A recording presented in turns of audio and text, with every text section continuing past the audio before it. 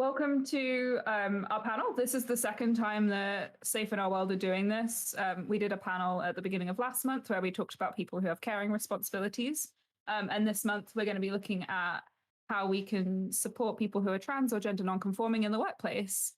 I am joined by, at the moment, and probably for the duration of the stream, unfortunately, 3 people. They're 3 fantastic people, but we were meant to have Kirrin as well, but I think that they're having some connection issues. They might not be able to join us for this one. But that being said, it would be great if we could maybe go around a little bit and have you all introduce yourselves. I'll pick a starting point. We'll go with Bridie first. If you want to just tell us, sorry for startling you and jumping. Yeah. No, if you could just tell us sort of who you are, what you do, anything you like. For the overshare. So my name is Bridie. I'm gender non-binary, specifically agender. I use they, them pronouns. And I'm a digital marketing consultant for a small remote agency called 71 Consulting. A lot of our clients are in the games industry, and I'm a big gamer myself. Thank you. And then Leon, if you want to go next. Oh, it's me. I'm Leon Kirrin. My pronouns are he, him. I am a gay trans man, and I work as Equality, Diversity and Inclusion Manager at Sumo Group. We are a turnkey business working in the games industry. We work on games and stuff. Yeah. Awesome. Thank you so much. And then last but absolutely not least, Poppy. Hello. Hi, I'm Poppy Kirrin Jones. I'm a technical game designer at Ripstone, currently working on The Queen's Gambit. I'm a trans femme, go by she, they pronouns. Awesome. Thank you so much. And then for anyone who hasn't met me before or isn't aware, I'm Sky. I work for Safe in Our World as the Partnerships and Training Officer. I use they, she pronouns. And delightfully, Kirrin is now back, I think, which means that we just need to quickly fix our overlay. So, you know, things are going real well so far, but give us 2 seconds to fix that. In the meantime, Kirrin, can we hear you? Or can you hear us? Or I can hear you and I can see you. Hooray, we can everything's good and we're all here. Hey. Incredible. So yeah, let's take those last 3 minutes, remember the good parts, and disregard everything else. Kirrin, would you like to just introduce yourself, tell us a bit about who you are, where you're from, what you do? Hi, so I'm Kirrin, they, them and he, him pronouns. And so kind of my like work history is in trans rights, mainly looking at kind of criminal justice and healthcare, but also with kind of touching upon policy. I am late because my personal laptop couldn't handle this amount of data being streamed, so I had to sneakily download Discord onto my work computer and find a way to tell them later. They're like, yeah, this was definitely for work. So that's work related. We're all good. Yeah, no, thank you so much, and I'm really glad that we were able to get that sorted out. Let me. Okay. Oh, Bridie can't hear Kirrin on the Discord. Bridie, can you hear anything now? Or? I can hear you all, barring Kirrin. I'm the weak link in this chain now. I also can't hear Kirrin, actually. Oh, I can hear Kirrin just fine. Let me see. You're not. I think Kirrin sounds really funny. I need like some sort of audio auto cue to laugh when Kirrin says something. Yeah. I'll just hide up some signs like nod and agree with me right now and stuff like that. I watch the stream as I do this while I have it on mute. I can see Kirrin's mouth moving, so I just need to react. I'm like, Yeah. So true. So glad that happened, or really sad for you. Okay. Well, let's see. If anyone in chat can hear Kirrin, that would be grand. If you could confirm that, and then we can. You can. Okay. So you can be heard on the stream. So we need to. Let's see. It's an interesting dilemma. Yeah, I really am not 100% sure what to do about that. So we can. absolutely kind of, yeah, crack on, and then hopefully it'll fix itself. Who knows? We'll be fine. Everything will be grand. Technology Jake, is cool, if you missus. are around to mod, that would be fantastic. I did just ban someone, and I will make it very, very clear at the beginning of this that we will absolutely not tolerate any forms of hate speech or anything that is unkind. That will just be an insta ban, no second chances. Okay, that being said, we'll jump into our questions, and what we'll do is we'll go through a few questions that we have set up, but if anyone in chat does have any, relevant, polite, sensible, appropriate questions, then I'm more than happy to drop those in as well. So please feel free to put them in chat, and we will hopefully have a little bit of time for questions at the end too. So the first question I want to know a little bit about, which is kind of a big one to be starting off with, really, but I was interested to know, in your own opinions, what do you feel needs to improve the most in terms of support in the workplace for people who are trans, transitioning, gender non-conforming, etc.? We'll kind of go around, I think. Bridie, I'll pick on you again, and this will be the last time, I promise, but did you want to go first? So it's difficult for me to say what I think needs to be improved the most, because I think what really the improvements that we need to make can only really be achieved through lots of small individual movements as like a base level building block almost. I think changing the culture around like discussions about LGBTQIA identities in the workplace is a really good starting point. A lot of workplaces kind of see these as personal issues, and therefore people aren't really encouraged to talk about them or express them in their professional lives. But I mean, as we all know, personal and professional are very linked, and if you don't feel comfortable being open about or presenting as who you are as a person in the workplace, then it's going to impact your mental health and consequently your work. So yeah, a culture change more than anything for me, I think, is really important. Yeah, I completely agree. You're absolutely right there. And I think especially in our industry, when we have roles like community managers and things like that, there is an intrinsic link between your personal life and your professional life that is, in a lot of cases, unavoidable, which is, yeah, quite unique to this sector, I think. Kirrin, if you wouldn't mind your thoughts next. So to recap, is there anything in particular that you think is most important in terms of support in the workplace for trans or GNC folks? So I think there's a few things that are kind of like very high importance. One of them would be, I think, around policies. So you can be wanting to be as inclusive as you can, but if you don't have the policies to back it up, such as having medical leave, such as having a kind of trans inclusive parental leave policy, all of those things, it doesn't go far. So it's got to be intrinsically in there. I think it's also worth kind of thinking about that in 2017, Stonewall found that 1 in 8 trans people have been physically attacked in the workplace. So it can as well be really basic things around thinking around safety and having things in place, such as policies for if abuse does start happening, how do you deal with it and how do you protect the trans person who is potentially being targeted? And I think a lot of the way that we can go to kind of create those ones is that you're having diversity throughout all levels. So it's not just having a diverse trans leadership at the bottom rungs of the kind of company, it's throughout. And also having that diversity not just being one type of trans person. So, for example, here we're all kind of white passing, potentially all white, and that is only a small minority of the trans community. The majority are trans people of color, and so making sure that transness intersects with other intersections of identity and having that throughout all levels to be able to really take leadership and put in place what trans people will need. You have to give people power.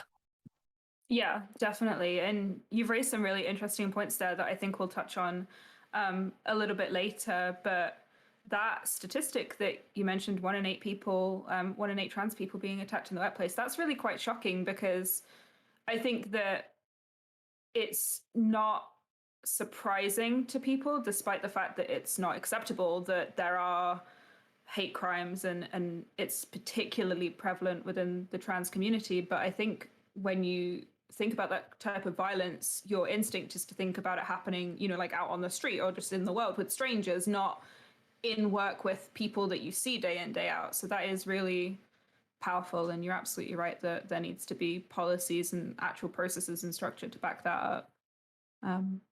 Leon, do you have any thoughts on this that you want to add? I caught you in a drink, sorry. I was like, oh, yeah, I'm going to take a quick sip because I bet I'm going to be next. I think, you know, Bridie and Kirrin, I think have said the kind of the very, I think, fundamental baseline in terms of like the workplace cultures, like things that need to change in policies. So like I think of policy as like that safety net. So if something goes wrong, you have like, hey, this is what we don't, you know, ideally we don't tolerate this, and it's here in black and white. But I think additionally, as far as, you know, to not just echo the same things, you know, things like, you know, physical facilities that, you know, what's physically in your workspace that's going to make life and health easier for trans folks. So, you know, it's my favorite topic. I love talking about loos. I feel like any trans professional is like, oh yeah, I love talking about loos. We don't love talking about loos. We just, you know, it's a biological necessity that we all will at some point need to go to the bathroom, and what we do in the bathroom is no one's business. But if you can't access facilities either safely or in ways that you need to, it's a workplace violation towards your workforce if you can't just pop to the loo. And I think a lot of, you know, cis folks who are very, very well-meaning don't necessarily understand what that means in practical terms. You know, if you look through various studies, you know, we find that trans folks are disproportionately more likely to have, you know, kidney problems or sort of bladder issues because as a community we tend to hold the pee if we don't feel like it's going to be safe to go to a gendered bathroom, or we don't feel like there's not a gender neutral bathroom or an accessible bathroom that we can use. I mean, for any trans mass folks, I'm going to briefly talk periods. Really sorry, but that's just the thing. You know, if you're transmasculine and you are menstruating, is there a bathroom you can safely use in order to, you know, change whatever you need to, pads, you know, tampons, whatever? If I go into a men's room, it's disproportionately unlikely to have a sanitary bin that I can use, or there's conflicts around like, oh, you don't look disabled, so therefore you shouldn't use accessible bathroom. It's a whole rigmarole of things that there are ways the companies could assist this, which don't even necessarily mean all bathrooms need to be gender neutral, but there are some available, accessible for folks. So infrastructure-wise, you know, that's one area that I'm super passionate about. I think is really important and is overlooked in practical terms and over-examined in terms of discourse. Yeah. No, I completely agree. And actually, I remember we discussed this, you and I, about a month ago, which was kind of the whole idea behind this panel. And hopefully what we'll be able to do is open up or talk about some of the things that are probably less talked about, both in the workplace in general, but especially in cisgender communities. And the thing with bathrooms is like, it's a basic human need, it's a basic human right to be able to pee when you want to. And it is something that, you're right, is like talked about a fair bit, but also is extremely important to talk about. I remember on our Safe Space podcast, I want to say season 1, episode 3, don't get mad at me if I'm wrong, but we had Robin Gray from Gaming Mag talking about the exact same thing, and the fact that a lot of people who are trans or GNC struggled with returning to the workplace because it wasn't an environment where they felt comfortable being themselves or relieving themselves, or, you know, doing the most basic of bodily things. Yeah. Poppy, I think that I've put you in a difficult position because it's really hard going last. But I mean, it's equally hard going first, so I will try and mix it up a little bit. But did you have anything that you wanted to add to this question about most important things that can change in the workplace? Yeah. I mean, everything that everyone else has said here, like, it's so important. You know, like as Leon was saying about bathrooms, obviously over-examined in that theoretical sense, over kind of like over politicized even, but still just something that we just have to use. So it is obviously important for us in a less sensationalist way. But to bring forward a different point, I find in digital spaces, kind of like forms that you have to fill out are often completely just like missing tons of information that like I need to answer if I as a non-binary person want to like input my information into a form. I cannot do that accurately on the significant majority of forms. Mhm. And a lot of that just kind of comes down to restricting choice. A lot of things could be solved in that kind of like in that space of digital forms by just having things be open text fields. But because they're trying to predict user input in a way that doesn't support trans people, they just end up completely removing the option for us. Yeah. Mm. Yeah, absolutely. And thank you so much. And I think that a lot of what you've all kind of commented on has been echoed in chat. We've had some people say that they struggle during job searching because a lot of applications specifically request a gender and then will only provide binary gender options. And we did have a really nice message from Reachta, who says, my employer recently refurbished the toilets and made them gender neutral at the same time. And then Mixed Habit said, one of my favorite things I've seen recently for bathrooms is signs that indicate what facilities are available in there instead of who it is quote unquote intended for, which is, yeah, really, really good to see. So thank you for all your comments and all your input. I think coming back to the kind of what you were talking about, Poppy, and what that person in chat was talking about having a very restrictive set of options when you have to complete a form is something we might talk about a little bit later when we get onto hiring practices. But that is a really interesting and a really vast point that's ingrained into just everything in our society, like all the way down to the basics of your right to exist as a human / prove that you exist as a human. And yeah, anyway, so the one of the things that I wanted to talk about, because I know that some of you have spoken to me previously about your experiences of coming out in the workplace. Now, this one, if you don't feel comfortable talking about it, that's absolutely fine, of course. So I'm not going to sort of call on you and put you on the spot like that. So you can kind of take the opportunity to jump in. But if any of you would like to talk about your experience of coming out in the workplace and what you would recommend to improve or replicate about that experience for other people who are going through similar situations, that would be, yeah, grand. I'll have to go first on this because I actually had quite a good coming out in a workplace, which isn't a story that I hear that much. That's awesome. Yeah, lovely. When I came out at my current job, actually, I was terrified of the prospect of coming out as trans because it's such a big thing. I was so worried that everyone would treat me different and that general kind of like harassment would happen in it. But I'd set my Slack status to a little trans flag, and one of my managers, Amy, kind of like looked over to me and was like, "Oh, what's that like flag on your status?" And I had to be like, "What? This is gonna have to be a talk then." And we just talked about it, like in a private room, in this private room that I'm in right now. And they were really understanding. They asked me like how much of this I want to disclose, like whether I want to perform any further actions on coming out, or whether this should just be like a thing that I say here. When I was like, I do want to kind of like, I do want to further this. I do want to like come out in the workplace.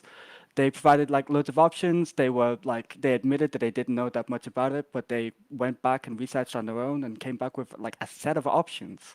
It was such a brilliant kind of like example of coming out in the workplace. I'm really happy with what happened there. That's awesome. I'm so glad to hear that you had a good experience. Yeah. Yeah, really makes me happy, and you're really in a good place in that respect. I think that the fact that you mentioned that they were open about the fact that they didn't know a lot about it is really powerful there, because I think a lot of people, if they're not 100% clued in on a situation, tend to shy away from it rather than actually trying to learn more. So that's, yeah, wonderful to hear. I don't know if anyone Absolutely. else. Oh, sorry. Go ahead. Go ahead. I was just going to say, I think that a lot of people, when they don't know much, especially when it's when they're not that knowledgeable on like matters regarding to queer spaces, they are worried that that's kind of a bad thing to like have happen to them. It's like, oh no, I don't know much about queer things, and so they'll try to like overcompensate in a way that just ends up doing more harm than good. So that admission was like so beautiful for me. Awesome. Thank you.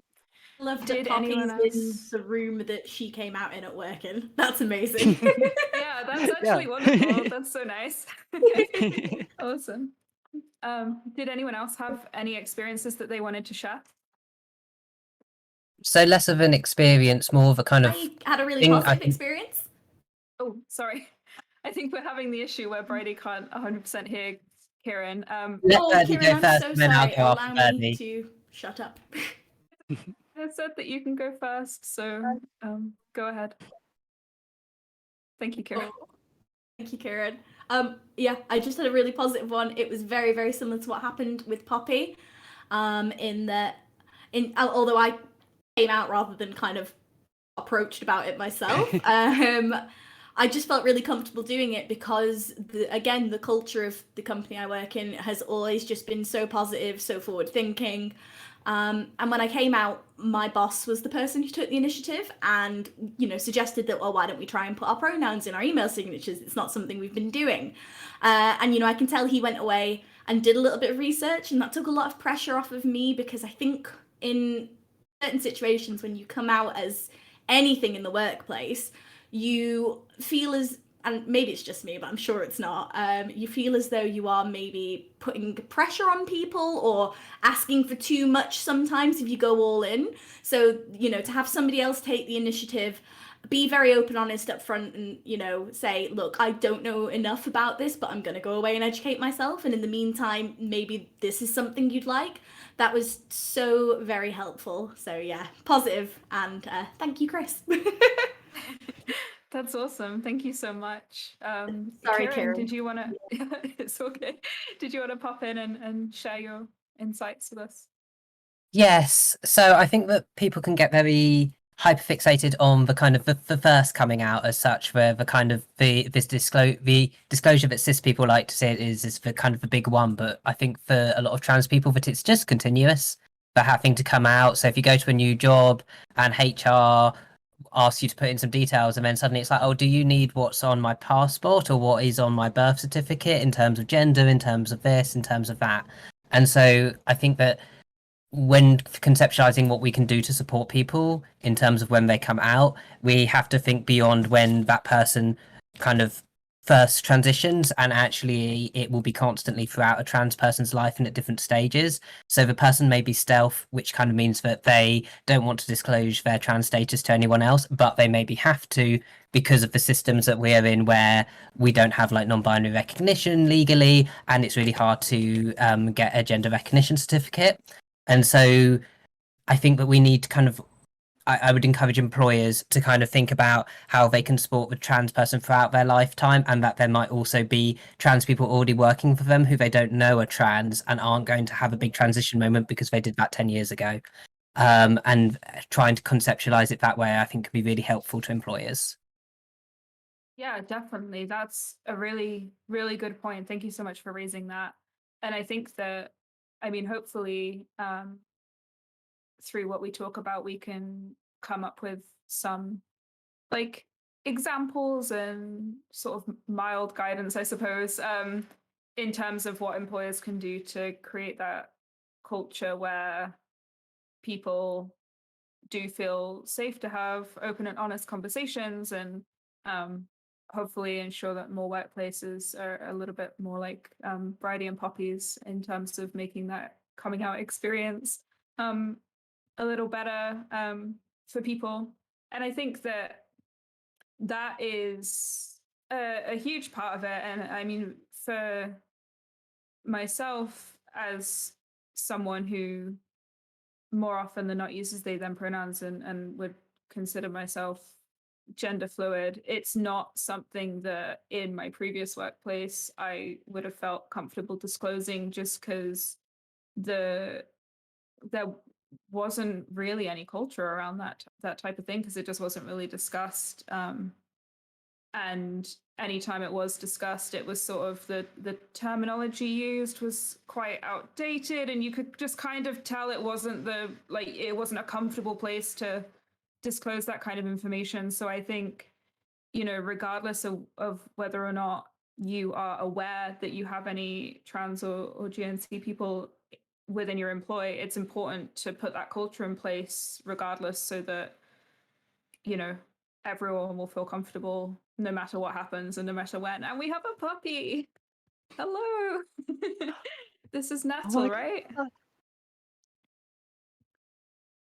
Yes, that's Nettle. Sorry, Ah. she's been on my lap the whole time and just wanted to rearrange. I thought she was going to be still and not raise her head for all of this, but she says hi. Never apologize for dog cameos. Because It's all I'd be good. oh, I've got story as well, but then I saw a dog and I was like, New story dropped. Dog. Sorry. Yeah, dog sidetrack. But Leon, yeah, do go ahead and share. Yeah, I think, I think the point that Karen made about that it's not like I am out now, I don't have to do it anymore. Like, that was very much my experience kind of coming out. It was, I mean, I first came out 10, 15 years ago, and, it was, prior to working in the games industry, I worked in higher education, and it was a very, very different landscape to where we are now. That there wasn't much in the way of like the monkey paw. There wasn't much in the way of trans discussion back then. I'm like I'm not going to say I want us to go back to that, because that's not. It's just differently not great. But so there was a lot more of day to day coming out was a lot of necessary educating, not because I was like, yes, I shall educate, but because I necessarily had to. And over the years, it sort of meant becoming quite swole in terms of my confidence around this, because I started like, hi, actually my pronouns are he, him, and I'd be really appreciative. To a kind of like, hi, I'm Leon, my pronouns are he, him, please model them. And your system does not currently, it has some kind of error going on between my sex marker as F and my title as Mr. You need to sort that out. Also, I can see that your system is dead naming me. You need to sort that out. And that sort of transformation over the years of getting, equipping myself with legislative knowledge, with sort of understanding of employment law and that kind of thing, meant that I could start out friendly and sort of like this sense of like, if you don't know, I'm happy to talk through this a bit, to a kind of like, okay, can I swear on this? I don't know. You're taking the mickey now. And pause it. Like, this is silly now. Like, this is detrimental to me, and you need to sort it out. But so my experiences coming out were multiple and different, and some good, some not so good. Some of my earliest experiences were a workplace meeting that took place about me, without me, which I found out from some glorious friends, included a co-worker of mine saying, well, I'm going to keep calling her a she because she is a she, and that's what is going to happen, so that's just what I'm going to use. And moving on to, in the same workplace, a different team who, when I started hormone replacement therapy and testosterone, were incredibly supportive. Just, very like, what do you need? How, do we need to change anything about how we've been treating you? And, to coming into the games industry now, it's a wildly different landscape in some ways, and I think it's very subjective in terms of the team and the culture that you're kind of entering into. If you're entering into a workplace that's more keyed up, you might not have as much work to do. If you're going somewhere that's a bit more conservative, small c, or not so informed, it's going to be tougher. And it's I'm always really pleased to hear more positive stories these days. like, because it does sound like things are changing for the better in some areas, while also we don't talk about the other stuff that's going on right now because this is a good happy space. Happy space. Yeah. No, I completely agree. I do think that generally people are more aware that this is something that needs focus. Whether or not that focus is necessarily being got right is a different matter. But yeah, I mean, thank you all so much for sharing your experiences, and I think that it is important, you know, as Leon mentioned, to note that there might be several different experiences for someone, and it's not just like, you know, oh, I came out and it was great, and then a different person came out and it wasn't great. Like it can be multiple instances of coming out with multiple different reactions, as Kirrin and Leon I think both spoke to. There have been a couple of comments in chat that I'm going to take a little break to read through because we've had some nice stuff coming in. Oh, lovely. Yeah, it's all good. So one of the comments we got was from Schneeble. I super apologize if I pronounce anyone's username incorrectly. But they said, I worry that I'm not NB enough to come out, especially at work, which I think is a really interesting point because, I mean, I look very femme and there are a lot of people who do, and I think that oftentimes like a lot of the assumptions are made on someone's outward presentation, and it can be people tend to be more frustrated or inclined to not respect someone's pronouns if they feel like they fit perfectly into a like gender box, instead of potentially someone who identifies as non-binary and also looks quite androgynous. But I think a few people in chat kind of responded to that message as well. So thank you everyone for doing that. But it's, you know, never feel like you're not X enough. You are exactly who you need to be and who you should be. And I know that coming out, and sometimes, as you said, especially at work, is a really difficult and scary thing that you can do at your own pace, of course, but don't, I suppose, try not to feel like that is, I guess, holding you back in any way, for lack of a better way of being able to phrase that. Hurry Crane said, it's great to hear a positive coming out story. I've not come out at work yet, and it helps to hear it's going well for someone. Yeah, you're right. And as Leon was saying, you've been hearing a lot more positive stories recently, which is good. And yeah, we'll try and focus on the positive aspects and the kind of best practice that we can share here. We had Blushing Crafter saying pronouns in the email signature is something I've done for a long time now, and people have commented very positively on it. I agree, that's such a small thing, but displaying your pronouns is like a huge thing for making people feel more comfortable. And even, you know, not only feeling more comfortable to disclose their own pronouns, but also just like, at least me personally, I like to know how to refer to people. And if someone's pronouns aren't displayed, I feel a bit uncomfortable to talk about them or to them without knowing how is best to refer to them.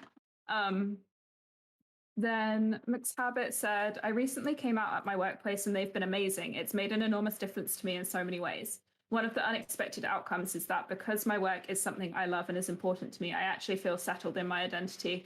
I love who I work with, and having them see me for who I am gives me an even stronger foundation for my identity. That's really, really nice to hear. Thank you for sharing that. It's beautiful. Yeah. And then Backpack shared, as a person who uses double pronouns, she/they, sometimes I wish people would alternate a bit more and not stick to one, which most cis people default to she and most LGBT friends default to they. I feel that. I use dual pronouns as well. I think that it can be difficult, and I've had this conversation with another person who uses dual pronouns in the past, whereby you kind of feel like some days I wake up and I'm like, oh, gender, gross, I don't want it. And then some days I wake up and I'm like, oh yeah, no, gender, that's good, I want that today. And it can be really difficult to navigate that when you're talking to other people and you're like, okay, well, today I actually want you to call me she, but like tomorrow I might not, like, I don't know. And it is difficult. And I think alternating for people with dual pronouns is a good shout. Or, if you're not sure, I've had people ask me in the past, like, what my dual pronouns mean or like what my preference is. And I would always say, at least personally, it's always okay to ask.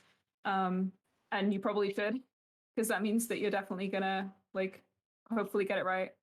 And then we had a lot of cute puppy comments, which was lovely. So thanks again, Nettle, for the little cameo there.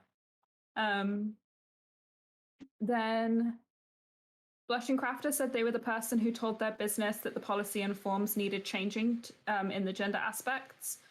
On someone else's behalf, they did not feel confident and or safe enough to do so. The business actually listened. That's really, really good. That is probably something we'll touch on a little bit later when we come to the policy piece. But I think that using gender neutral pronouns in all documentation, employment contracts, like all that kind of stuff is very powerful. And it's definitely something that companies should review and really review regularly and make sure that all their documentation is up to date and aligns with current best practice. So yeah, thank you everyone for all of your comments. I don't know if anyone had anything that might have come to mind or sparked from what I was reading, so I'll give you a minute to jump in if you wanted to. Okay.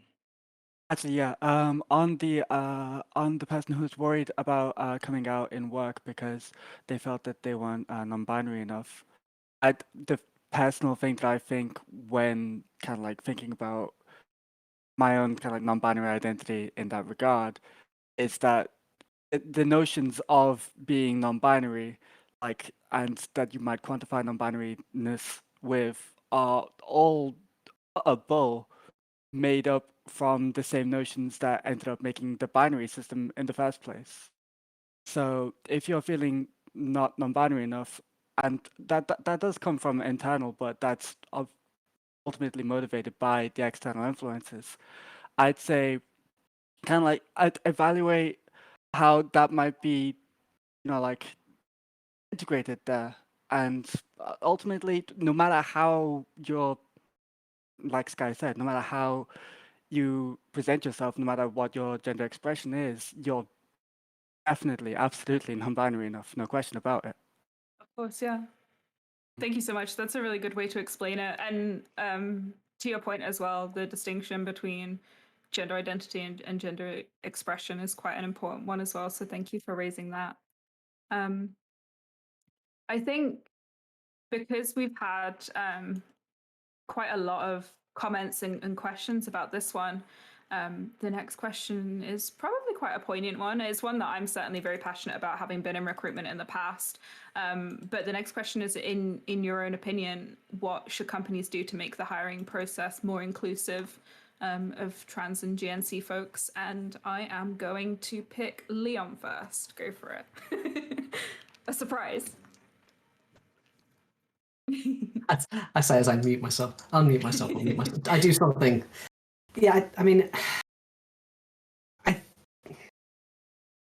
in my opinion, the most efficient, swift, and effective thing you can do in your recruitment application process is remove questions about sex and gender entirely and replace it with a box that says pronouns. It's just, it takes down so much, it just removes so many silly buggers things. It takes away that question of like, okay, so how do we refer to this person? And it takes away the chance that someone might be misgendered or the pronouns that are being used just accidentally. through hopefully no malicious intent. Just when you are misgendered, it still sucks even if the intent is not malicious. So if you say, here's how you refer to me, and it gives that information to the recruiter, it gives that information then hopefully to the hiring manager and the interview panel, who then know very easily how to refer to your candidate. And additionally, it takes away that anxiety of more people needing to find out all the higgledy-piggledy nilches, like, oh, my sex marker is F, but my gender is non-binary, and no one needs that at point of interview. No one needs to know what's going on in my pants or my documentation for me to sit down and say, hey, I am a programmer, or hey, I am a writer, or hey, I do community. No one needs to know. You see this box? This is probably all you need to know about me in an interview. So giving that information of like, okay, here are my pronouns. Here's how you can refer to me respectfully, and it not only helps the candidate feel more comfortable in that space, where hopefully it reduces the chances of a wry, stray pronoun where you go, ugh, that feels uncomfy. But I think it also helps your interview panel, who are probably going to be cis, give some of the information so that they don't trip up, because I like to hope that most people are still good humans who don't want to make people feel uncomfortable. And so it sort of, I don't want to say it's a cheat sheet because you just be decent people, but I think it helps on multiple fronts to just go, here are my pronouns, and then if you have to deal with the nagging HR side of stuff where your systems might be outdated or whatever, that's a more locked down private conversation that can happen afterwards, hopefully at a point where we say, we loved you, come work with us. Yeah, absolutely. That's such a good point. And you're right that the change to making it just one box that says how should we refer to you, what are your pronouns, is such an easy fix, and it would streamline it so much, because a lot of the times what I've seen in both applying for jobs and experience of job posting is when people try to accommodate more for like genders and identities that are outside of the binary, you add more boxes and you add more complexity and more ways that you have to try and fit yourself into this drop down list that they've provided to you, that, like you said, again, is just never a free text box. Like, you always have to pick one of the 4 options they give you, or fewer. So you're right, like changing it to just one thing not only makes sense on like a being a decent human level, but it makes sense on a streamlining your business processes level as well. So yeah, that's a really, really good point. Thank you. Kirrin, would you like to hop in next? Yeah, so I think a really good example of some unintentional bad hiring practices that I've seen is I was once on this panel, and it was for someone in a comms role in the organisation I was in, and they asked them as one of their activities to bring in an article and talk about it. And we had this young trans woman come and apply, and she brought in an article from Pink News, and she was then marked down in that interview because they're like, Pink News isn't good journalism, but where else can you get non-transphobic media? It's a very small amount of things. She's not probably going to be reading things like the Daily Telegraph. So she brought in an article on trans people, and it was probably one of the few media outlooks you can get where it is a positive story about trans people. And so, but yet she was marked down within the interview for that. And I think that kind of talks to a lot of the structures that people don't think about when they're thinking about how can we make something trans inclusive. If we cut a bit wider as well, when we think about homelessness, 1 in 4 trans people have been homeless. So they're potentially going to have gaps in their resume. So if we created a way of doing interviews and getting candidates that wasn't exclusive of homeless people, then we would also be being inclusive of trans people. We also know that there's been a 56% increase in transphobic hate crime. So again, there's going to be potentially times when people have taken time off. Like, people often want to think of hate crime as just nasty words, but there can be physical attacks that may take time off of work for recovering from. And so then that person then might have lasting medical needs that will need accommodating within the interview process. And also that Stonewall found that 1 in 7 trans people have either dropped out or thought about dropping out of higher education due to transphobia. So if you have kind of really strict criteria of this person has to have a master's degree or a undergraduate's degree, you may unintentionally be excluding trans people because it is harder for trans people to be able to accrue that kind of like long work history, have references because maybe they had to leave a previous workplace due to transphobia.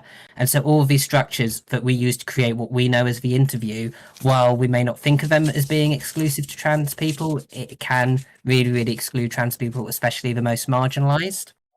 And kind of another kind of example of things that aren't done quite right in that interview I was talking about where I was on that panel, my workplace at the time had tried to be more inclusive by saying there must be a trans person and a person of color on every interview panel, which meant that me and the few people of color in the organization were constantly being asked to be on interview panels for things that we weren't that involved with in terms of what our roles related to. And then we were always the most junior colleagues. And it would then, if we had a different of agreement, it would always become us arguing against the people with more power and then them getting their way anyway. So it became very tick boxy. So I think what I'm trying to say in that is that you have to think very structurally, and that kind of tokenistic or representation doesn't work unless you put the power to those people to make those changes and then actually feedback those changes throughout the whole system rather than just when this person has finally got there to the interview room. It's about how you've that process leading up to that interview. Yeah, thank you so much. And yeah, you're absolutely right. I think Rosie just wrote in chat that she's been nodding so much to everyone's comments, and I'm like, same. I'm gonna come away from here with like a neck ache. But no, those are some really interesting points. And honestly, and I've experienced this in working with people who are recruiting before. But there's so much that normally goes into a job description or on an application form or in an interview that it just doesn't need to be there. And the only reason it's there is because historically that's how things have been done. Like, do you actually need, GCSEs, A's, grades A star to C? Do you actually need a degree for this job? Like, we shouldn't be thinking about hiring in that respect. We should be thinking about hiring, based on like competencies and, people like the ways that you can kind of look at someone's potential. Like, and it similarly to the point you made, Kirrin, about gaps in work experience, like, do you need 10 years of work experience to do this job? Like, or do you just need to be capable of doing the job? So yeah, I think that there is a huge amount that can be changed in job adverts and hiring in that regard. So thank you for that. Poppy, would you like to hop in on this one about hiring practices? I'd say this is probably the one that I'm the weakest on, to be perfectly honest with you, because I haven't switched jobs at all since transitioning. So the main one that I've heard from my peers is having things in your job description that tend to draw most people off will draw off people who are gender nonconforming or trans to a larger degree because we're already so tired. stuff like fast-paced environments and such can tend to be a dog whistle for an environment that will probably suck, especially for someone who's gender nonconforming or trans. Yeah, no, that's such a good point. And you're absolutely right. And I mean, I think being able to highlight those phrases, and it's something that I've seen quite a lot online as well in terms of these like red flag type words, being able to identify them is really powerful, because at least then you know who to steer clear of. But I suppose the real answer is you're right to review the way that you describe things, and how that might be perceived and how that might be impacted. And honestly, like, as you said, it's exhausting. Like, it's exhausting to be applying for jobs anyway. But when you're applying for jobs on top of also like being constantly misgendered or being, having all of this stuff, it's the amount of emotional energy it takes to just do one job application is insane. Like, it's too Unreal. much. Yeah, it's unreal. It really doesn't need to be. Yeah, you're absolutely right. So thank you. That was a really good point. And I think the point you made earlier about sort of forms and and the way that they're laid out is really applicable to hiring practices as well. So Oh, that's a very good Yeah. point, actually. Yeah. yeah, it I was a didn't very even good think point. Welcome to Ah. that. Bridie, do you have any comments that you want to add? Yeah, I mean, the thing I guess I think about the most in terms of like hiring and what might encourage a trans or gender non-conforming individual to apply for a role or for a job is that I know we'd all really like to imagine that the default is we can go in and expect companies to just have equality, diversity, and inclusion policies, or to just be spaces that are safe for trans individuals. But I think the reality of the situation is, unless somebody is being, like an employer or a company is being open, vocal, and honest about these things, we kind of have to default to the reality that they might not be. And it's hard. So for me, I guess if I was going to give like an employer or a company any kind of advice, it would be just signpost that you are a safe and welcoming space for these individuals. I've seen job listings where the listing recommends that transgender non-conforming people are encouraged to apply, as are minority ethnicities and people with like additional accessibility needs and stuff like that. And that just tells you that they've thought about you. They've not lumped you in with like the default of what is like just like a cis straight white able-bodied person. And also just have an equality, diversity, and inclusion policy. And if you have a website or just any messaging, signpost it everywhere so I don't have to go out of my way to really beg for it. I'd like to be able to go on your website and be able to find it and say, okay, these people care. They're thinking about me. They're thinking about people like me. Yeah, no, absolutely. That's such a good point, and it leads really well into what we'll talk about next. But you're right, like show your work. Like if you have these policies, let me see them and talk about them, and don't just have that one line of "we do not discriminate based on blah blah blah blah blah" at the end of your job advert, because it doesn't mean anything unless you're putting it into practice. Which, yeah, like I said, leads on perfectly to the next thing I wanted to talk about, which is when companies do have things like an EDI, an equity, diversity, and inclusion policy, or even mental health policies or policies that speak specifically to trans and GNC folks. How do you feel that those policies in general or in your current workplace are enacted on a day-to-day? Like, do you feel that generally speaking, companies have these policies and do what the policy says, or they have the policies and they sit in a folder and maybe get reviewed once every couple of years? I will pick. Hi, Poppy. I'm going to pick you first. Hiya. This is actually, I'm glad that you picked me first because I have a lot to say about this. I think it is really common for these things to just kind of get like implemented, get like thought of, and then immediately because you're not pulling out the like employee handbook every single day. You're not pulling out your contracts every single day. These are things that you've written down, and they're completely like it can be totally one thought things. If you don't have things in there like we're going to be doing workshops about this on at least a monthly basis, if you're not putting in things that the general workforce will see on not necessarily a day-to-day basis, but at least on a weekly basis, then you're just writing a bunch of words that are meaningful but don't end up coming up in practice. I think absolutely it needs to be something that's mindfully put into practice and that you plan to put into practice. So you have like dedicated people who work on, I'm going to make sure that this thing happens. I'm going to make sure that if someone misgenders one of our employees, that gets snatched immediately and that gets like no-goed. I'm going to have someone, like looking into workshops for this. Otherwise, you're just writing words.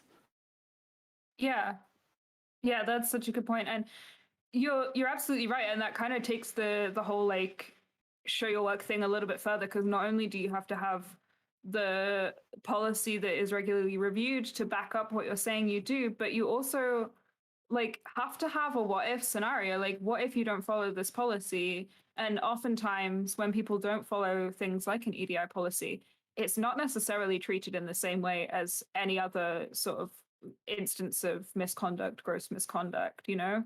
But it absolutely should be, and it should be there for people to see in terms of, well, what will happen if someone misgenders me or someone is hateful toward me. Yeah, thank you so much for that. Let's see. Kirrin, did you want to hop in next on this one? Yeah, absolutely.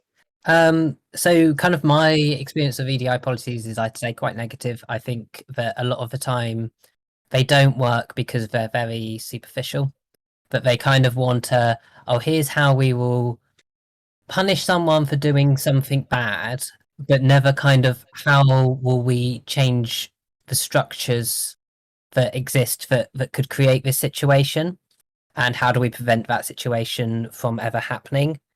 I think they also their limit is that they often are very focused solely on the employees, and that actually, to be trans inclusive, you need to think wider than your employees. So I worked at a place that had a really good EDI thing for their employees, but they were also then working with arms dealers. How can you say you're trans inclusive if you're working with someone who's dropping bombs on trans people in another country, but yet they're being very nice to your kind of your Western and privileged trans people that were working within their organization?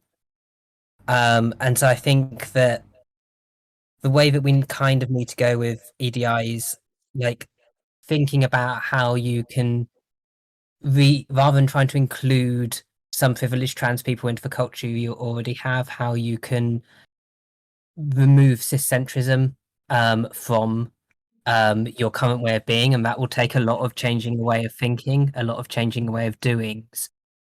The systems we have now aren't just accidentally trans exclusive. They've kind of been built up over decades and centuries to prioritize people who are cis, people who are white, people who are able-bodied, and you can't solve that overnight with a bit of don't say this word, but say this word instead.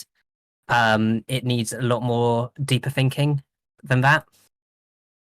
Yeah, thank you so much for that input. And yeah, you are absolutely right. And it's an issue that we can go so deep on, because it really does get down to the sort of systemic and societal issues. But I think that, you know, for any employers who may be watching, like to your point, Kirrin, the policies need to be pervasive, and they need to be within themselves inclusive, and they need to be not just policies but also processes, like throughout the entire organization, not just something that HR hands to like X line manager and moves on. Yeah, thank you so much for that. Yeah. Bridie, do you have any? Oh, sorry, go ahead. So no, I just suddenly thought of a kind of last point. I think that also if any employers are providing healthcare, they need to make sure it's trans inclusive, because it is basically impossible at the moment to get good healthcare for trans people on the NHS because of all the cuts that are happening to it, and also due to a large amount of gatekeeping from the people who have that power, who want to decide who is trans and isn't trans enough. And yet most employers will not have trans people on their health insurance if they offer that. And I think that is something that needs to be looked at by a lot of companies, because the more people that ask for it from their healthcare providers, the more likely it is to start being provided. Yeah, that's an excellent point. Thank you so much for adding that. Yeah, Bridie, go ahead. Did you have anything you wanted to say? I think you made quite a good point as you were kind of wrapping up what Kirrin was saying just before, which was that, you know, these policies aren't the kind of things that can just really be handed over to like a HR line manager or HR individual or one individual line manager. I have a really sad story about a company I used to work for before I came out, where the CEO of the company invited me into his office, because we were the only two people who'd gotten in that morning early, to point at and laugh at a transgender person that he had seen from his window just walking down the street. He literally came in, said, "Bridie, come in here," and went, "Look," said a slur and pointed and laughed. And I was like, and, you know, didn't feel very safe in that moment. Didn't feel equipped and honestly felt very emotional to even say anything. I remember turning around, leaving, sitting at my desk and thinking, I need to get out of this company immediately.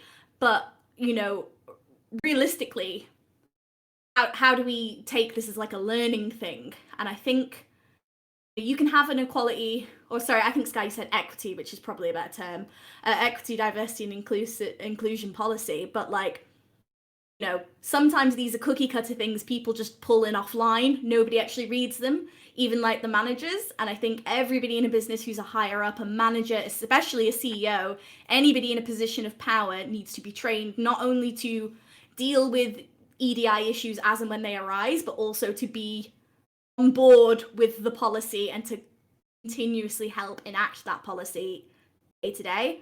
It was a really, really horrible thing to happen, and I was so shocked because the company had such a stringent onboarding process about things like health and safety and just other policies. Whilst they didn't have an EDI policy, I just didn't assume I was ever going to come into contact with like just such blatant transphobia from the owner of the business. Yeah. I mean, thank you for sharing, but I'm obviously so sorry that you had to go through that. I think it's similarly to what I was talking about when we started. It's one of those things where I guess in a lot of spaces, particularly professional spaces, you don't necessarily expect something that overtly transphobic and overtly cruel to be spoken in that kind of context. But you're right that, yeah, it's not just about having policies, it's about enacting them and sort of living them. Leon, did you want to jump in with your thoughts on this one? I'm always surprised. Like, me? As though I'm not. Like, oh my gosh. Ridiculous. And I think earlier I said something like, you know, I view policies as safety nets, and what I should probably expand a bit on that. Like, to me, a safety net is like way down here, like as in a literal, you fall and it should catch you.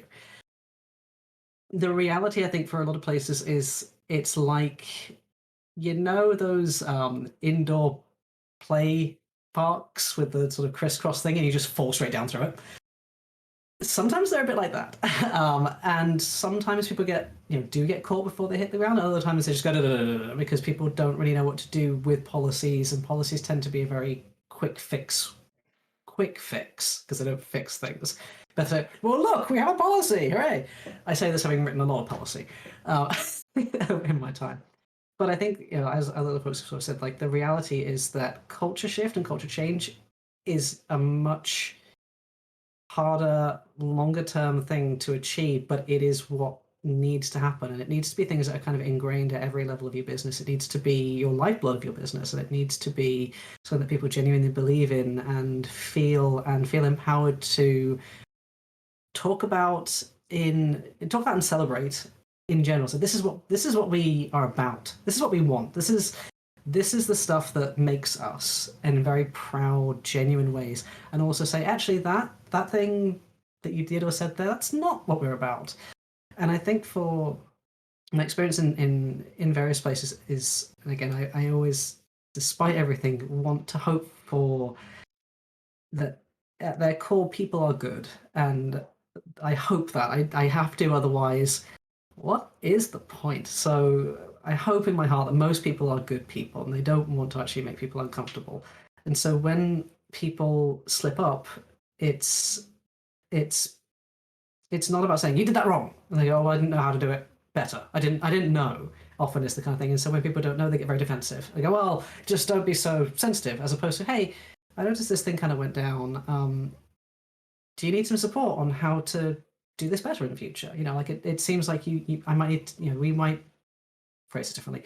Would you like us to equip you with some better skills? Can we help you with some training? Do you want to sit down and talk about that get a coffee, chat through this? How can we support you, cis people, to not continue to do this to folks? Because, you know, as an EDI manager, it is literally my job to work on this kind of stuff. It's not the job of, you know, a junior artist to educate their senior manager on how to please not make me feel like crap when I come in to draw some Pokemon or whatever you do. It's my job, you know, to go, okay, that senior manager did not handle that very well. how can we support you, senior manager, to make sure that your people are happy, safe, supported, etc. And it takes time. I've spoken to people about how EDI work and inclusion and belonging work it goes through stages, and you will find probably there's this honeymoon period. Oh, we wrote some policy. Oh, we've done a bit of training. Oh, it's fantastic. Aren't we great? And then the hard work comes in. It's the picking people up on the like, hey, we had some training on this recently. Do you feel like you need a refresher? Hey, actually, now we're getting into a place where this is no longer soft ignorance. You're starting to cause more consistent harm. Hey, I'm noticing what you're doing. It's starting to get malicious. Do we have a problem? Do we need some more intensive training? All right, we've given you as much training as we possibly can. I think we now need to have a real chat. And when we say real chat, we go, okay, we've had the real chat. Do we need to start giving you some formal warnings? Hey, should this be the place that you decide to work? Those are really tough conversations. And I'm aware of this is not accidental that my tone has changed as we go along here, because you have to give people the benefit of the doubt, or I hope you have to give people the benefit of the doubt, but you don't leave your vulnerable individuals who are marginalized groups to deal with this. And you go, okay, here's the help, All right, now again, we're not going to play silly buggers anymore. You've had your opportunities to shape up. It might now be time to ship out. And those are hard conversations, because I'm going on a waffle now. But for a lot of these companies, you go, oh, I'm going to pick a random name. This is not anyone particular. Oh, it's been a few years though. It's just a generational thing. So, Dave's part of the company. It's like, well, maybe Dave shouldn't be part of the company anymore because it's making people feel really uncomfortable. Maybe it's time for Dave to find another job. I interject and just say something I wanted to bring up massively was the whole concept of somebody who's part of the furniture, or somebody who's really good at their job, making somebody uncomfortable purposely even. And then it's like, at what point do the CEOs, the bosses, the managers, and everybody turn around and say, okay, yeah, this person's great for the company, this person's bad for our employees? I've seen it myself firsthand. Individuals who've been given free passes and loads of like Hail Marys just because they're good at their jobs, and it would be difficult to find their replacements. And I guess the question I'm kind of putting out here is, what systems can we put in place to ensure that these kind of things don't happen? Because every time I think about it, I draw a blank, and I'm, especially in smaller companies where they don't have independent HR teams and stuff like that, I find that to be very frustrating. But I thought you just made an excellent point there. Kirrin, did you just raise your hand? I'm not 100%. Yes, I did, and then tried to unmute button and it failed. So I was going to say, also kind of like jumping off of kind of like what Liam was saying, but I think that while yes, that is the process people should follow, if you are going to do that, you have to absolutely make sure that your arse is covered by having really good disciplinary processes, and you stick to them, and you have really good comms, especially what people are allowed or not allowed to post on their social media. That is part of their contract, as well as just not in the policies that they've signed up to, because there are a lot of grifters out there who will want sometimes to use that opportunity of them having lost their job as a way to kind of try to attack through litigation in courts trans rights, and we're seeing a really clear movement at the moment of using court cases for transphobic people to try and use it as an excuse to kind of say that transphobia is protected, and make it really difficult for people to be able to stop people being employed by them for having conducted hateful conduct. Even if it's really clear that what they did, there will then still potentially be a media storm going into your newspapers, spinning a very false version of the tale, such as, oh, this person was fired for refusing to use a trans student's pronouns, and actually when you look at it, it turns out that person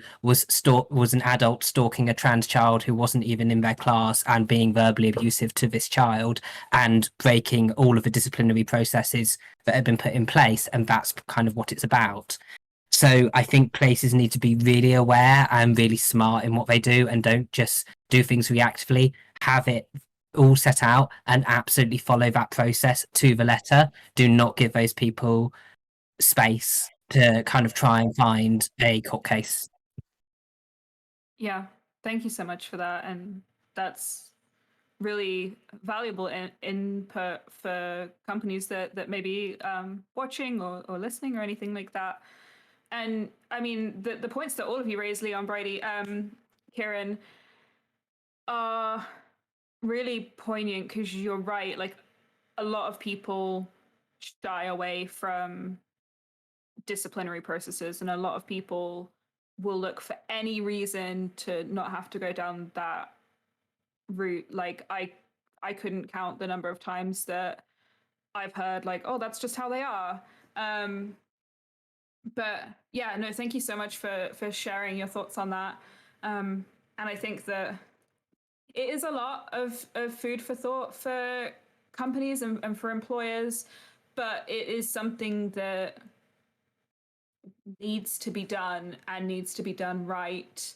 And because this affects a lot of things, you know, that the same issues arise when you talk about mental health conditions and physical health conditions, which I talk about a lot in my job working with employers who are on our Level Up program. And it is about not just, you know, like having the things there, like you need all of the processes, you need those processes to be followed. You need there to be some kind of, like, as Kirrin was saying, like an airtight resolution, so that it doesn't either fall through, like because you followed the process incorrectly or something like that, or then lead into sort of litigation and that kind of thing.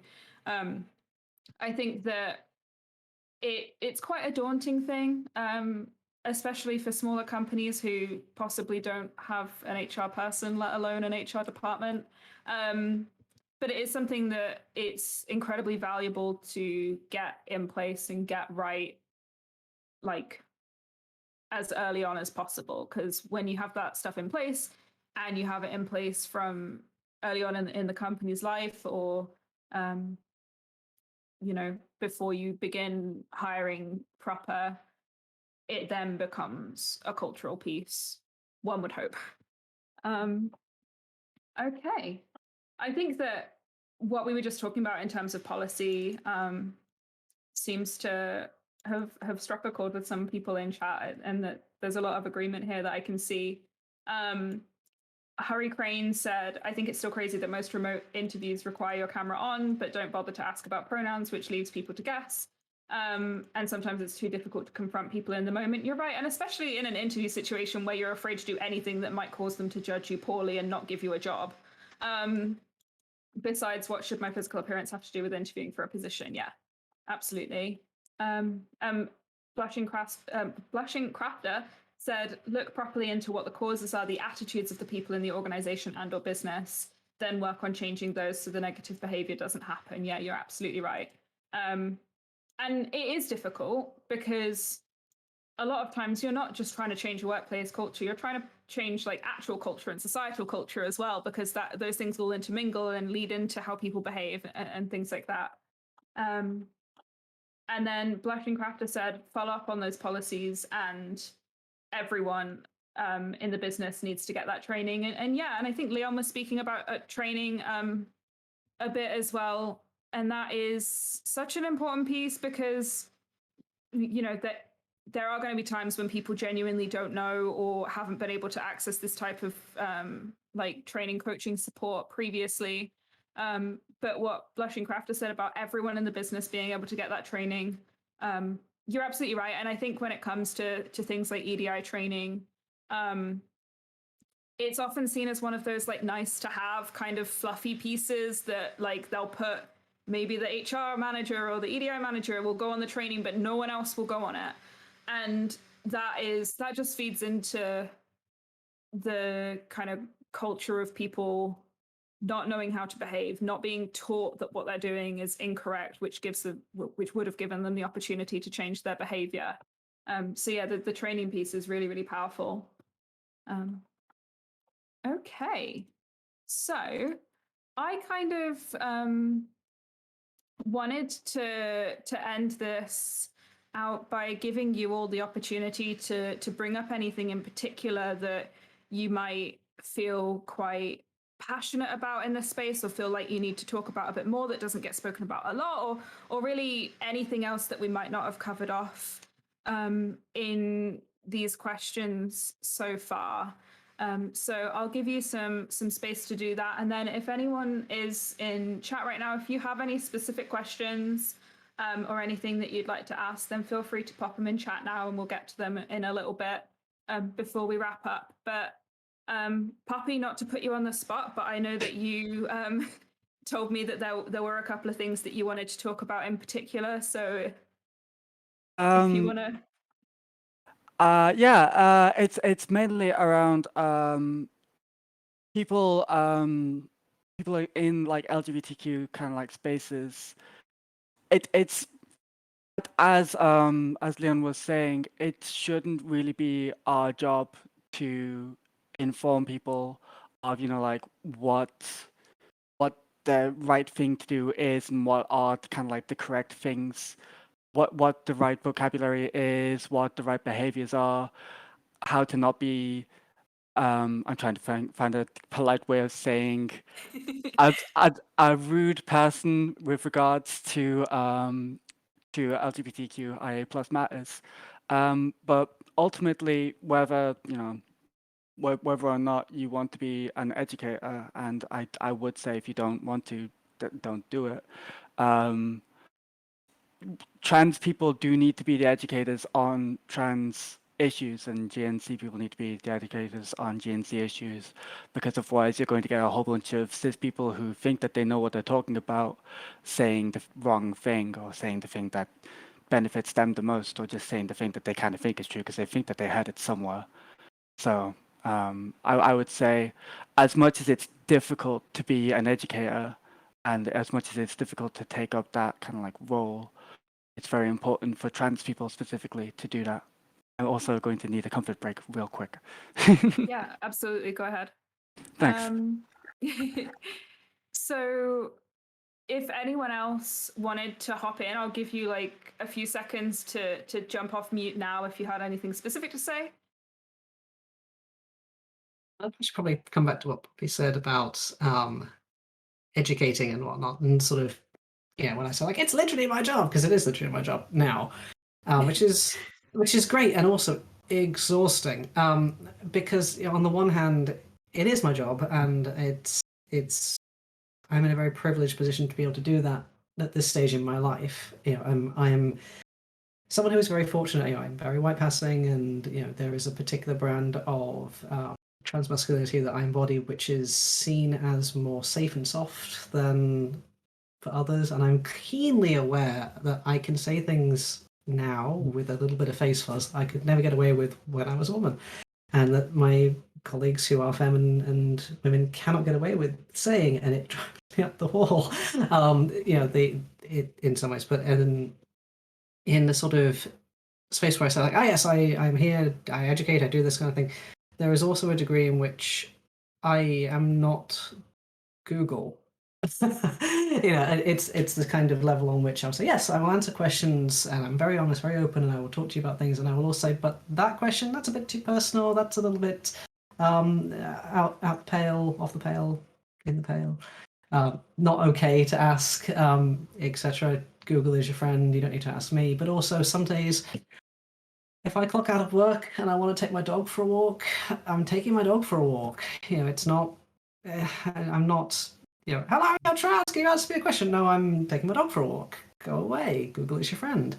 And I think the other kind of aspect that I think folks are very well-meaning about, and this is the kind of flip side in some ways, is like, with all the love and respect, I sometimes just do not care about trans stuff 24/7. Something like, oh my gosh, have you seen this game? It's got a trans character, and it's like that's great. I personally right now don't care. I'm trying to make my dinner. I'm trying to watch something, do something else, and it's on the one hand this lovely charmed problem where people say, hey, I feel like I want to talk to you about this, and they're excited and they're showing that they care and that they're interested, and I'm never going to say like to their face, I don't care about that.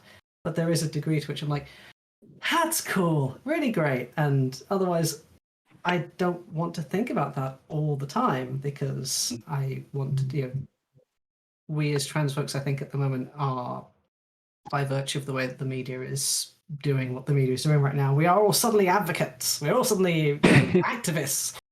And we're not always. We're just trying to do life stuff. And not everything that I want to engage with is trans related, shocking as that might sound. Which is not to say don't talk to me about trans stuff ever, but bearing in mind that for those of us who are very out and open, we get a lot of this all the time. And sometimes I just want to talk about your Pokemon lineup. That'd be great. Yeah, absolutely. That's such a good point, and it's something actually that some of our ambassadors, Safe in Our World ambassadors, were talking about on, I think it was the DigiPride panel a couple months ago, but about how oftentimes you are expected to be the person to drop everything and begin to educate, but sometimes you just don't have the spoons to do it. Like you know, and you shouldn't have to do it all the time. Bridie, go ahead. I can see you got your hand up.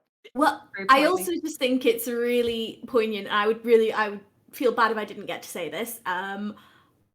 I see it a lot where you have a trans or gender non-conforming employee, and you know this person's really ready and willing to help you and help inform your policy.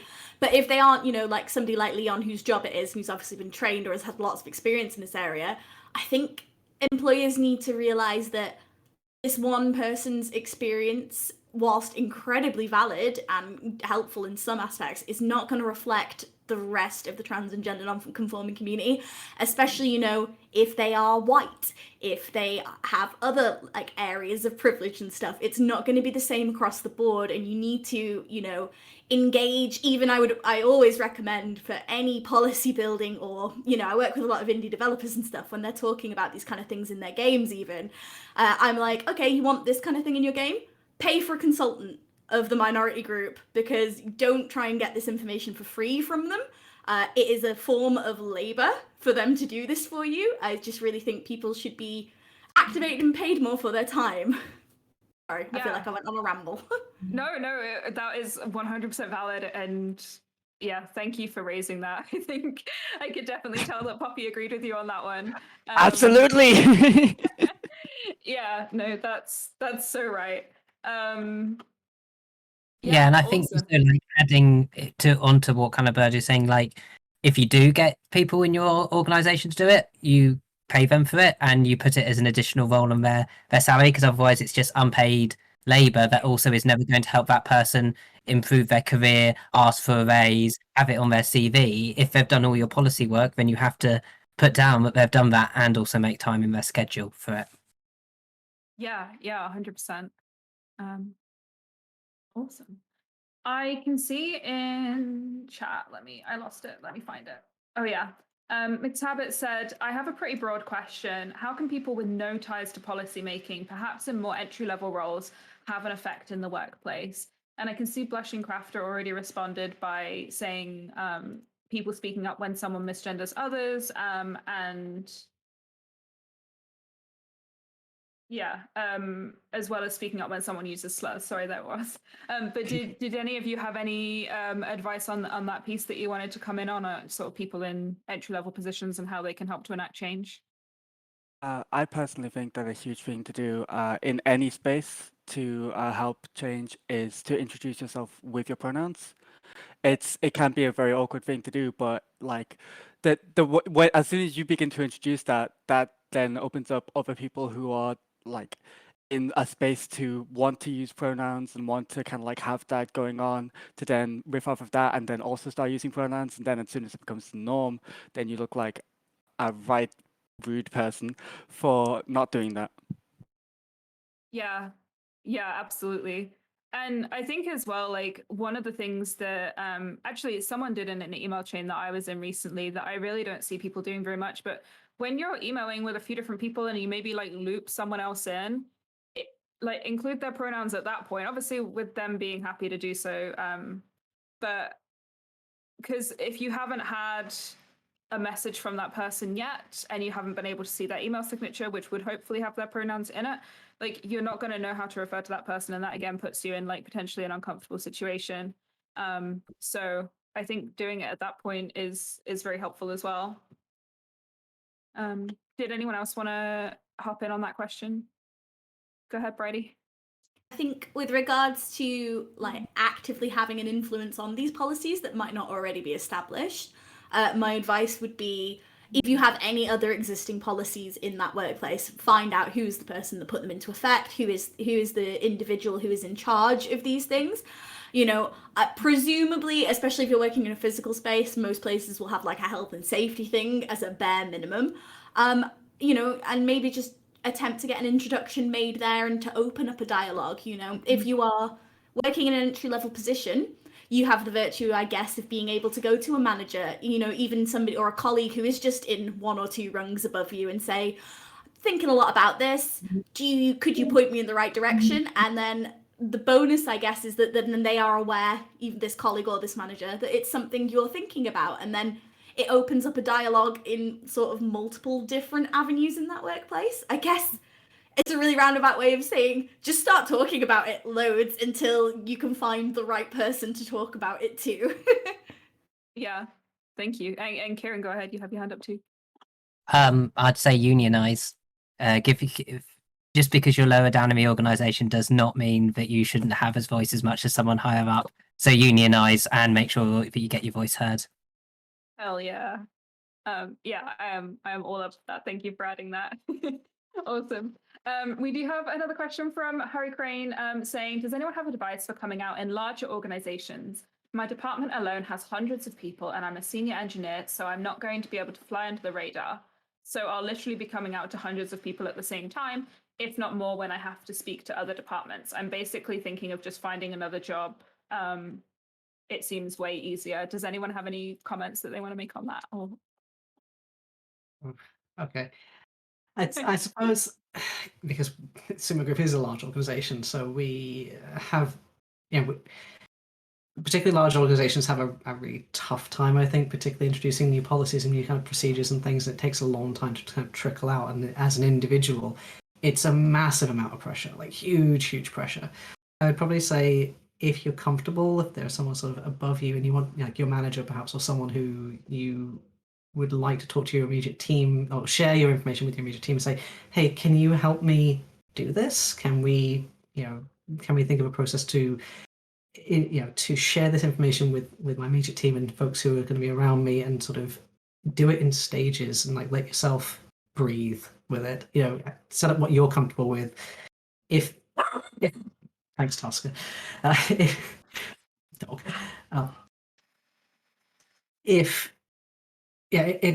all has to be to do with your comfort. So actually, while I make a face of like, oh, you feel like you have to leave your current job, if you're in a position to do that, to move somewhere that you'll be more comfortable starting from scratch with, that might be one way to do it. Otherwise, talk to your manager, and if you have a HR team that you trust, speak to them and say, hey, I would like to go through this process. Can you support me with this? I'd like to share with my immediate team, do this and do this and do this, like share new pronouns, share new name. Do I have to do that? Can I draft something for my manager to send out? Because in some ways, being able to delegate that coming out process to someone who has more seniority and kind of like, hey, this is our person who we have known for a long time. We now learn something new about them. Here is this new information. You are expected to now use this name, use these pronouns. If anyone needs support if they're finding this a bit tricky, let us know, and we will give you that sort of training and support again. And sort of, again, do it in stages. And I suppose it also depends on how senior you are in the company. Like if you are close to that leadership level, you might have a little bit more pressure on yourself to sort of share that. But if there is someone that you trust and you feel like you want to work with to get that messaging out, and you want to do that, that's something you can absolutely ask for, and then work with them. Say, these are the ways it must happen. Don't deviate from this. It has to happen at this stage, this stage, this stage. But it has to be about your comfort first and not other people. And if you don't want to put yourself on blast, do not have to. You can, if you're able to, you can. But it is tricky. There is not a sort of one, here, do this. These are just some ways you could approach it, but it's really, really hard. And that's a bit of a waffle that doesn't give it kind of like, do this, do that. Sorry. Yeah, no, thank you. I think that you made a lot of good points there. It wasn't very waffly in my opinion anyway. But you're right, like it is a very complex thing, and it isn't as easy as being able to just say, yes, this is your answer. Kirrin, did you want to hop in?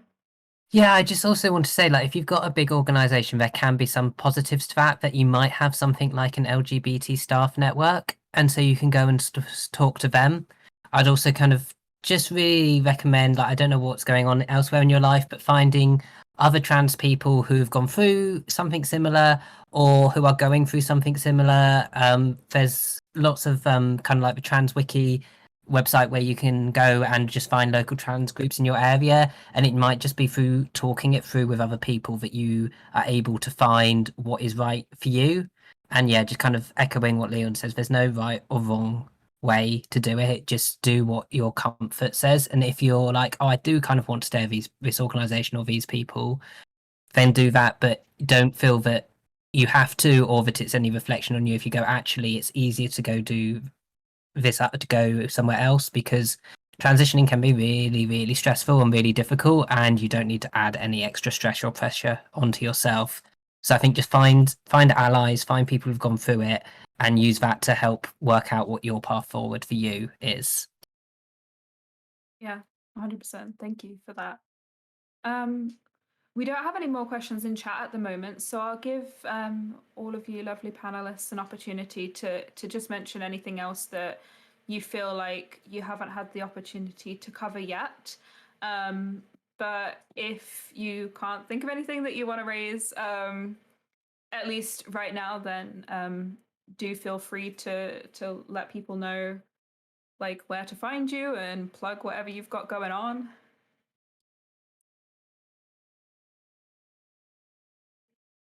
Okay. I think that we might be good on topics for now. I know that Rosie popped the Twitter handles in chat because there's been, a lot of wonderful comments and people have really appreciated you all sharing your experiences, which is so nice. But if there was anything in particular you wanted to let people know or other places that they can find you, then please feel free to say them now. Thanks, Rosie, for putting this in chat again. Kirrin, go ahead. Yeah. So yeah, just to flag two things that are coming up for me, that I'm at the moment working with New Economy Organisers Network on creating training on how to hold space and facilitate sessions in a way that is anti-oppressive. And that's going to be going live in January. So if anyone here would like that for their organisation, just keep your eye on the Neon website. I can share that with Sky or put it in the chat if needed.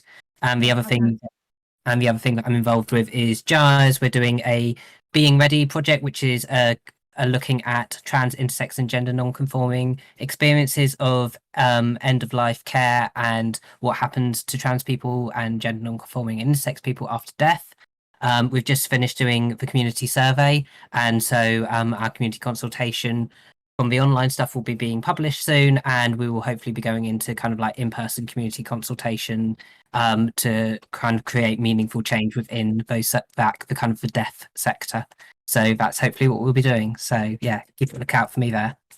Yeah, wow, thank you so much. Yeah, I'll definitely keep a lookout for those as well, because they sound like really interesting topics that I would love to know more about. If you want to drop the link in Discord, I can pop it in the Twitch chat, and I can also when we upload the VOD onto YouTube, we can put it in the video description there. Everyone else, if you have anything you want to add, then please go ahead. Yeah, Poppy. Hi. I just want to shout out the union, the Game Workers United Kingdom, Workers Unite UK. That's going to be such a huge way that we're going to be able to get driving force for change and like actual like people-led change in the games industry is through the union, and especially through action within the union. It's it's lovely joining the union, but it's a whole nother thing to actually be in the union and doing things in the union. So I think unions key, getting things going in the union also so huge. Yeah, thank you. And I completely agree. In my previous job, which wasn't in the games industry, I was part of a union. And while I very rarely had to actually use their services in terms of workplace support, knowing that they were there was actually very helpful to me and very it just gave me a sense of security. But other people that I worked with, I know had to use the union a lot, and I cannot imagine what it would have been like for those people without it. And it can be so good to have people in your corner when it comes to, issues like this in the workplace. I will grab the link for that and pop it in chat as well. While I'm doing that, if anyone else wanted to hop in, Bridie or Leon, then feel free. Nothing really from me, but I just want to say thanks to everybody in a big way. Hey, It's been so lovely. Obviously, it's some of the first times I've spoken to a couple of you. And yeah, I just hope we can all stay in touch and stay connected, because I think, everybody here has got a lot of really valuable insight. So thank you very much. I feel like I've learned things. Thank you. That's awesome. And yeah, absolutely. Thank you all. I can see a few people were saying thank you in chat as well, and saying that all your advice was really helpful and your insights were wonderful. So yeah, just thank you for giving us your time, and thank you for being so excellent. Leon, I will give you the opportunity to plug stuff if you have things to plug, but if you don't, then I will request just a slight move out of the way so we can all have a look at Gengar. Woo, yeah. We had a lot of comments about Gengar Gengar in chat, like, honestly. I said before enamored we with went. Gengar. I said before we went live that I wanted my home office to be something that my 14-year-old self would have been really jealous of. So I feel like I've achieved that. I will do a quick plug. Yeah, go ahead, go. This is actually not trans or gender non-conforming related, so this is super cheeky, but it is special effects one special day today. Yes. Special effects are a charity supporting gamers with disabilities. Over with Sumo Group, we did a one special day, one button game jam where our developers made games specifically that you could use just one button to play. We streamed it on Twitch earlier, awesome. but we are gathering funds for one special day. So if you're I know this audience is probably incredibly poor because non-conforming folks tend to be not so moneyed. However, if you do feel like you want to contribute, some spare pennies or whatever to one special day, I'll put our Just Giving link in the chat, and I don't know if it's up on our Twitch currently, but I will also grab our Twitch to see if you want to go see the incredible one-button games that were created through our game jam. Thank you so much. Yeah, no, you're absolutely right. One special day is an excellent thing to get behind. Your one-button games sound really interesting. I hadn't seen about those, but yeah, if anyone has even a few pounds, because there are games on there that are, sort of £2, £3, £4, that if you are so inclined to pick them up, then you can. I picked up Broken Age earlier today, actually, which is one of the ones on there. I don't know anything about it. I just looked at it and I thought that looks cool. I can see that it has a lot of famous voices in it. I think that there was like Jack Black and people like that doing voices for that, and the art style looks really good. But yeah, that's going that deep. Oh my god! I know. That's We've such been a talking big about game. Jack Black so much today. Hot button topic, Jack Black. Yeah, right. Queer icon, Jack Black. I've put all those links in chat for everyone, and as I said, I'll pop them in the description of the YouTube VOD, or at least the ones that are still relevant at that point in time, because one special day is today, so, and it is one special day, so get on it. Yeah, thank you so much, everyone. Thank you so much for everyone who watched and listened and had really nice comments and good questions. And Rosie, stop sighing at me in the chat. Rosie's like, let me do my job. Yeah, thank you so much. And yeah, take care, everybody. Bye. Bye. See ya. Thank you.